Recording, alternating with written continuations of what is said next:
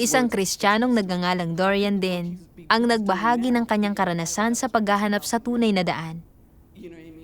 Simula noong 2005, sinusubukan na ni Dorian na hanapin ang gawain ng banal na espiritu. Nagpunta siya sa maraming relihiyosong simbahan, pero lahat ay walang naging saysay. Madalas din siyang magtaka. Bakit patuloy na nagkakasala ang mga tao kahit na ginawa na ng Panginoong Hesus ang gawain ng pagtubos? Ang mga taong madalas magkasala ay tunay bang makapapasok sa kaharian ng langit?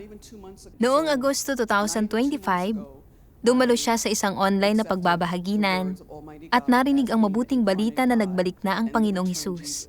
Nagbasa siya ng maraming salita ng makapangyarihang Diyos at sa wakas ay natagpuan ang mga sagot.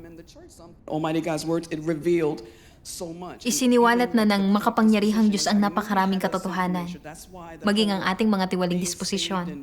Alam kong mayroon tayong makasalanang kalikasan.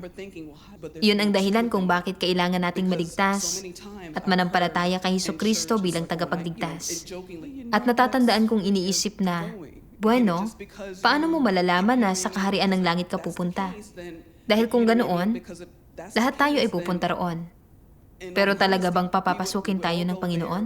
Dahil kung kaya pa rin nating maging magsiklaban sa Kanya at magkasala laban sa Kanya, bakit niya tayo papapasukin sa kaharian ng langit? Iyon ay isang bagay na palaging nasa isip ko. Ang Diyos ay banal at matuwid.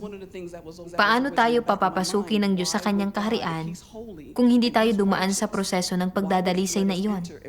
Takot tayo sa paghatol dahil sa mga nakasisirang puring kasalanan na ibubunyag nito. Pero isa itong kinakailangang hakbang.